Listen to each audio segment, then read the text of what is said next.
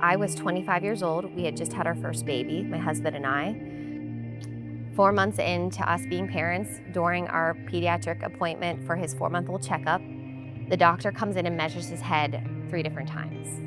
And I look at Jim, and Jim looks at me, and I go, "There's something wrong." The diagnosis was an inoperable brain tumor. She says, "There's no chance of any of these chemotherapies curing him."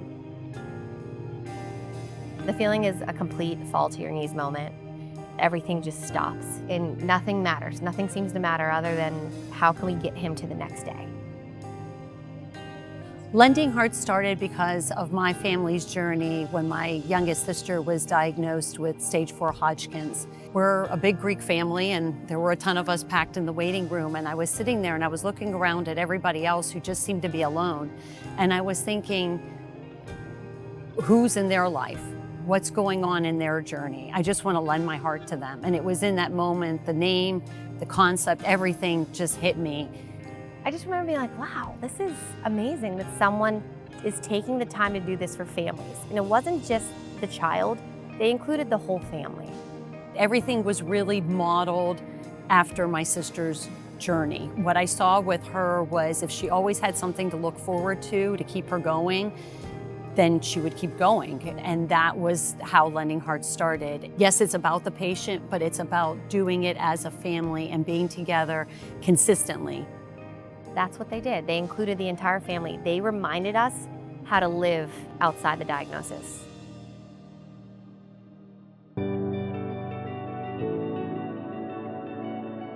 Lending Hearts provides services that frankly we don't. Things that just really help the patient do better through their journey.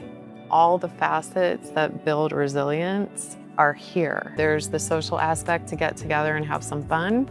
There's the skill building, there's nutrition. She has options to move your body with both yoga and other programming. So all those pieces that build resilience, whether it be those inner strengths or lifestyle and connection, are all there.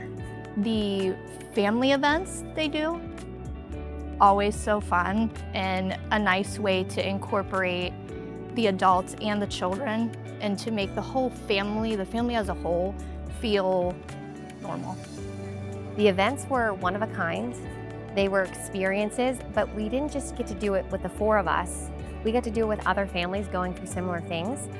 I made friends with all the families in Lending Hearts. The yoga was something I used. It went virtual a month after I finished my treatments for the first time. And that was very helpful because I still wasn't released to go back to work yet, and it was still helpful to be able to move my body and feel like I had some sense of communication with other people. Across the board, no matter what stage that they're in, it just brings them not only a sense of community, which I think is really helpful to facilitate for people, but also this sense of they have this tool that they can take with them, not just to use it in this 1 hour that we spend together, but outside of that, they can take it with them. Taking care of yourself is the last thing on your mind when a diagnosis hits. Sitting in that hospital room, my complete focus was on how do I get to the next day, not how am I going to take care of me.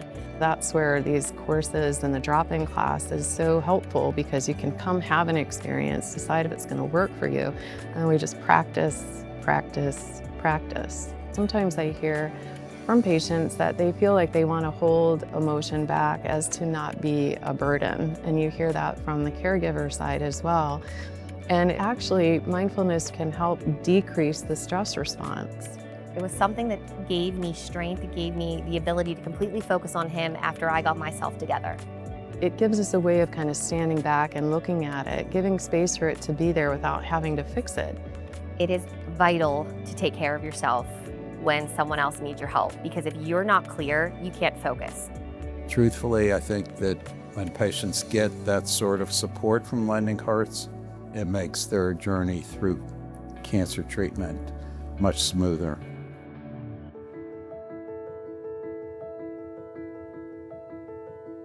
Survivorship means living. It means thriving. It means looking ahead. It means continuing. The thing that you want to look forward to is the positive experience, and that was what Lending Hearts really did for us. This year I'm going into my sophomore year of high school. I'm starting a job at the Crawford Pool. Our flag football team won the championship 4 years in a row. This is our 4th year that we won it, and I'm running out of room to put all my trophies. It wasn't necessarily always ideal, and it wasn't easy, but I was a lot stronger than I thought. Don't forget to live. Go experience life. Go to the baseball game. Go to the party. Remind everyone why it's important to keep going. For someone who's received a diagnosis, do not lose hope. We are always here for you.